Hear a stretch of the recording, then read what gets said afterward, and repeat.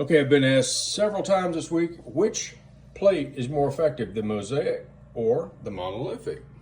Monolithic is one piece of ceramic, and the mosaic style, the ceramic tile array, is a pattern that is adhered together in a certain shape like this single curved SAPI plate with square lower corners. Now, there are lots of advantages here to the mosaic style. This can be put together in such a way as to fulfill custom orders. You can have angled lower corners down here. You can change the size depending on the types of specialty cut that you've invested in or can make. And so while the monolithic is a single piece and its size is dictated by the manufacturing process, the mosaic style can be used to make all sorts of custom builds. And that's why we like it. But from a performance standpoint, the monolithic is effective on the first shot, especially with a minimal back face deformation. And that's because when you take the ceramic strike face and you peel it away from the polyethylene and look back here on the reverse side after a shot, this is what you see. This is called a spall circle. And this spall circle is much wider than you get with the same projectile moving through a mosaic style. You can see that the spall circle here is pretty limited to the 2-inch tile that it hits.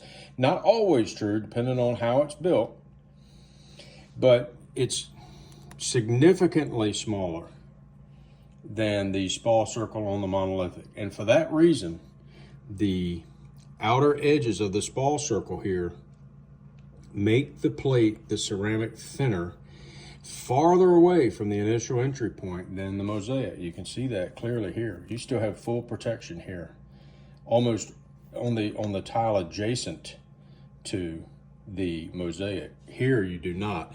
If you got the same projectile anywhere through this spall area here, you would have a reduced resistance to that ballistic threat as compared to the mosaic. Now this is clearly seen, it's been in the testing for decades, but when you're actually working with this stuff every day and you're building plates and you're testing these in the field and you're actually dissecting plates, these are the kinds of truths that you run up against.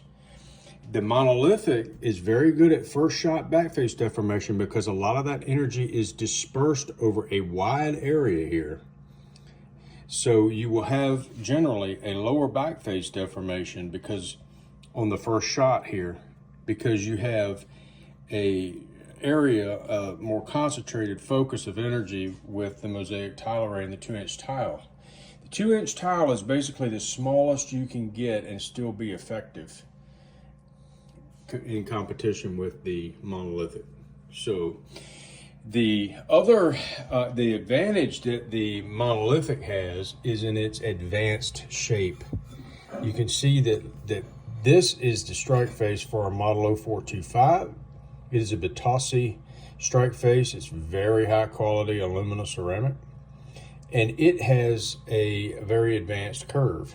And it's for that reason the multi-curve plates are very good with monolithic designs. The single curve ceramic tile arrays, they cannot follow that advanced shape without opening up, like you would open up a gap in the tile as you attempted to follow this upper half vertical curvature. And so you have to use, for that reason, you have to drop down when you're building an array that follows a multi-curve shape. You have to drop down to hexagonal tile, which are the smaller hexagonal shaped tiles, and they just don't perform as well as either the monolithic or the 2-inch tile.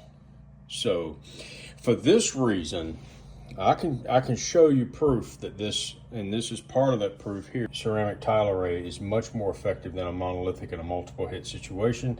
And this was one argument as to why you would want to wear a single curve plate versus a multi-curve. Yes, this may be more comfortable, and that might be really important to you, and go for it.